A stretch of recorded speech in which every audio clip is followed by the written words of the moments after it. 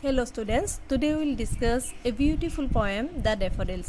মৰমৰ ছাত্ৰ-ছাত্ৰীসকল, আজি আমি ক্লাছ 7ৰ ডেফোডিলছ কবিতাটো আলোচনা কৰিম। এই ডেফোডিলছ ফুলসমূহ দেখিছানে?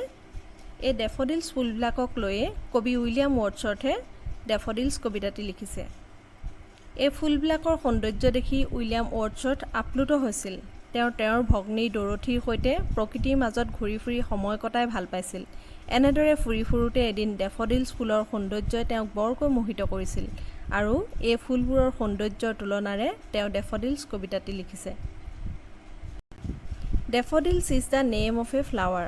When the poet Wordsworth, roaming around in the beauty of nature with his sister Dorothy, he saw a beautiful scenario of daffodils flowers, and being attracted by the flowers, he wrote the poem. The Daffodils কবিতাটো লিখিছে কবি William ৱৰ্ডছৱৰ্থে। William Wordsworth হৈছে এজন ইংৰাজ কবি। তেওঁৰ জন্ম United কিংডমত 1770 চনত হৈছিল। তেওঁ এজন ৰোমান্টিক কবি বুলি জনা যায়। ৰোমান্টিক কবিৰ অৰ্থ এই যে তেওঁ প্ৰকৃতিৰ বিষয়বস্তু যেনে ফুল, পখিলা, গছ আদিৰ অপৰূপ সৌন্দৰ্য ফুটাই কবিতা লিখিছিল। ডেফোডিলছ কবিতাটিও প্ৰকৃতিৰ এপাহ ফুলক লৈ লিখা কবিতা। William Wordsworth is an English poet who was born in 1770 in United Kingdom. He was a romantic poet in the sense that he liked to write poems on nature's beautiful things like flowers, birds, trees, etc. The poem The Daffodils is also a poem on a flower of nature. আহাচোন আমি the ডেফোডিলছ কবিতাটোৰ মাজলৈ যাওঁ। Let's go for the poem The Daffodils. Have you ever seen or visited a garden full of flowers? তোমালোকে ফুলেৰে সম্পূৰ্ণ এখন বাগিচা দেখিছানে বা কেতিয়াবা ফুৰিবলৈ গৈছানে ফুলেৰে থকা বাগিচালৈ? How do you feel when you see beautiful flowers gently moving in the breeze? যেতিয়া মৃদু বতাহত ফুলবোৰ হালি জালি থাকে তেতিয়া তোমালোকৰ কেনেকুৱা অনুভৱ হয়? Tell the friend sitting next to you what you saw and feel. তুমি তোমাৰ বন্ধুক তুমি সেই ফুল দেখি হোৱা তোমাৰ অভিজ্ঞতা বা অনুভৱৰ বিষয়ে ক'বাচোন। Now read the poem below. এতিয়া আহা আমি কবিতাটো পঢ়োঁ। I wandered lonely as a cloud that floats on high over vales and hills, when all at once I saw a crowd, a host of golden daffodils, beside the lake, beneath the trees, fluttering and dancing in the breeze. I wandered. I means the poet. I হৈছে কবিৰ কথা কৈছে কবি Wordsworth. I wandered lonely as a cloud. মই অৰ্থাৎ কবিয়ে কৈছে মই যেতিয়া wandered মানে হৈছে উদ্দেশ্যবিহীনভাৱে ফুৰি ফুৰা। মই যেতিয়া উদ্দেশ্যবিহীনভাৱে lonely মানে অকলশৰে মই যেতিয়া অকলশৰে উদ্দেশ্যবিহীনভাৱে ফুৰি আছিলোঁ as a cloud মানে ডাৱৰৰ দৰে বা মেঘৰ দৰে that floats on high over vales and hills, যি মেঘে পাহাৰ বা ভৈয়ামৰ ওপৰেৰে উপঙি ফুৰে আৰু উদ্দেশ্যবিহীনভাৱে ঘূৰি ফুৰে। ময়ো তেনেদৰে উদ্দেশ্যবিহীনভাৱে ঘূৰি ফুৰোঁতে when all at once I saw a crowd, আৰু সেই সময়তে মই অকস্মাতে এটা ভিৰ এটা জুম দেখিছিলোঁ a host of golden daffodils, আৰু সেয়া আছিল সোণোৱালী ডেফোডিলছবিলাক।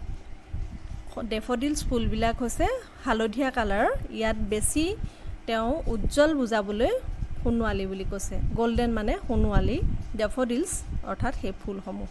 অৰ্থাৎ মই যেতিয়া মেঘৰ দৰে উদ্দেশ্যবিহীনভাৱে ঘূৰি ফুৰিছিলোঁ সেই সময়তে মই এই সোণোৱালী ডেফোডিলছ ফুলবিলাক দেখিছিলোঁ। beside the lake, beneath the trees, অৰ্থাৎ হ্ৰদৰ কাষত, beneath মানে তলত, গছৰ তলত, fluttering and dancing in the breeze মানে বতাহ, মৃদু বতাহত হালি জালি আছিল। ফ্লাটাৰিং মানে মুভিং অৰ্থাৎ হালি জালি থকা, আৰু এনেদৰে হালি জালি থকাৰ কাৰণে নাচি থকাৰ দৰে লাগিছিল। গোটেই পেৰাগ্ৰাফটোৰ অৰ্থ মই আকৌ এবাৰ কৈ দিছোঁ।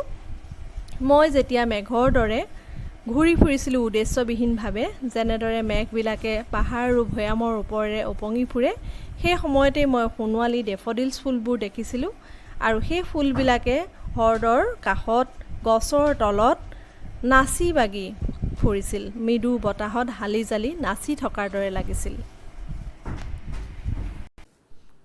Now go to the second paragraph.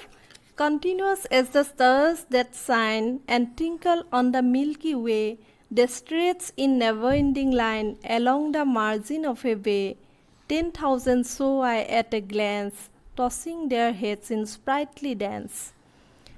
Continuous as the stars that shine and twinkle on the Milky Way.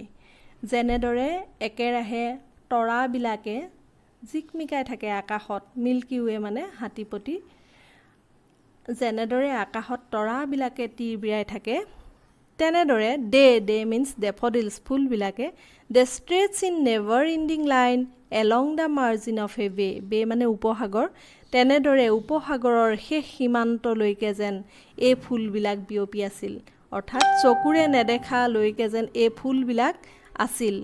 10,000 saw I at a glance, আৰু এটা দৃষ্টিতে, গ্লেন্স মানে দৃষ্টি, এটা দৃষ্টিতে যেন মই 10,000 ফুল দেখিছিলোঁ, tossing their heads in sprightly dance, আৰু তেওঁবিলাকে যেন মূৰটো টচিং অৰ্থাৎ জোকাৰি আছিল, মূৰ জোকাৰি জোকাৰি, স্প্ৰাইটলি মানে আনন্দতে যেন নাচি আছিল, ডেন্স মানে নাচি থকা, অৰ্থাৎ ইয়াত কৈছে যেনেদৰে আকাশত তৰাবিলাকে তিৰবিৰাই থাকে ঠিক তেনেদৰে এই ফুলবিলাকেও উপসাগৰৰ শেষ সীমালৈকে নেদেখা হোৱালৈকে যেন বিয়পি আছিল, আৰু মই এটা দৃষ্টিতে 10,000 ফুল দেখিছিলোঁ যিবিলাকে আনন্দত মূৰ জোকাৰি নাচি বাগি ফুৰিছিল। Now go to the third paragraph. The waves beside them dance, but they outdid the sparkling waves in glee. A poet could not but be gay in such a jocund company. I gazed and gazed, but little thought what wealth the show to me had brought. The waves beside them dance. সিহঁতৰ কাষতে থকা ঢৌবিলাকেও যেন নাচিছিল, পানীৰ অৰ্থাৎ হ্ৰদৰ পানীৰ ঢৌবিলাকেও যেন নাচি বাগি আছিল। বাট কিন্তু দে মিন্স ডেফডিল ফুলবিলাকে যেন outdid the sparkling waves in glee, আনন্দতে সেই তিৰবিৰাই থকা ৱেভছ অৰ্থাৎ ঢৌবিলাককো যেন চেৰ পেলাইছিল, অৰ্থাৎ এই ডেফডিলছৰ সৌন্দৰ্যই যেন সাগৰীয় ঢৌবিলাককো চেৰ পেলাইছিল।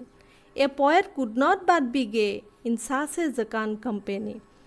জকান মিন হৈছে আনন্দিত, কোম্পেনী মানে সংগ, ইমান আনন্দিত সংগই যেন কবিক আনন্দিত কৰি তুলিছিল, আৰু কবিৰ কৰিব লগা একো নাছিল, মাত্ৰ কবিয়ে এই সংগত বহুত আনন্দ অনুভৱ কৰিছিল। আই গেজড এণ্ড গেজড, মই চাইছিলোঁ আৰু চাইছিলোঁ, but little thought what wealth the show' to me had brought, কিন্তু মোৰ মনত সেই অকণমানি ভাৱনাটোও আহিছিল যে এই দৃশ্যই মোৰ মনলৈ যেন বহুত সম্পদ কঢ়িয়াই আনিছিল। Now go to the last paragraph. For oft when on my couch I lie in vacant or in pensive mood, they flash upon that inward eye which is the bliss of solitude, and then my heart with pleasure fills and dances with the daffodils. For oft when on my couch I lie, যেতিয়া মাজে মাজে যেতিয়া মই পৰি থাকোঁ, মই যেতিয়া আৰাম কৰোঁ, in vacant or in pensive mood, যেতিয়া মোৰ মনৰ ভাৱনা খালী হৈ থাকে, ভেকেণ্ট মানে খালী হৈ থাকে, যেতিয়া মোৰ কোনো চিন্তা নাথাকে, অথবা পেনচিভ মানে যেতিয়া মই দুখী অনুভৱ কৰোঁ, they flash upon that inward eye which is the bliss of solitude, সেই সময়তে মোৰ মনৰ দৃষ্টিয়ে সেই ডেফডিলছ ফুলৰ সৌন্দৰ্যক লৈ আহে, অৰ্থাৎ সেই ছবিখন মোৰ মনলৈ আহে, আৰু তেতিয়া মই সেই নিৰ্জনতাৰ মাজত আনন্দ অনুভৱ কৰোঁ, আৰু তেতিয়া এয়া যেন মোৰ বাবে আশীৰ্বাদ স্বৰূপ হৈ পৰে, ব্লিছ মানে হৈছে আশীৰ্বাদ।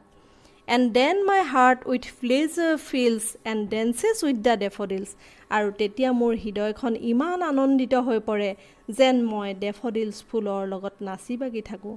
অৰ্থাৎ কবিয়ে এই পেৰাগ্ৰাফটোত কৈছে, যেতিয়া মই মোৰ মনটোত কোনো ভাৱনা নাথাকে বা মই দুখী অনুভৱ কৰোঁ, সেই সময়ত মোৰ মনৰ চকুত সেই ডেফডিলছ ফুলৰ সৌন্দৰ্যৰ ছবিখনে আনন্দ কঢ়িয়াই আনে, আৰু সেই নিৰ্জনতাৰ মাজত সেই ছবি মোৰ বাবে আশীৰ্বাদ স্বৰূপ হৈ পৰে, আৰু তেতিয়া মোৰ হৃদয়খন আনন্দত নাচি উঠে, সেই ডেফডিলছ ফুলৰ সৌন্দৰ্যৰ সৈতে হৃদয়খনো যেন প্ৰফুল্লিত হৈ উঠে। মৰমৰ ছাত্ৰ ছাত্ৰীসকল, আশা কৰোঁ তোমালোকে ডেফডিলছৰ সৌন্দৰ্য কবিতাটিৰ মাজেৰে উপভোগ কৰিলা। এনেদৰে প্ৰকৃতিৰ সৌন্দৰ্যৰ মাজত একাত্ম হৈ তোমালোকেও কবিতা লিখিবলৈ চেষ্টা কৰিব পাৰা।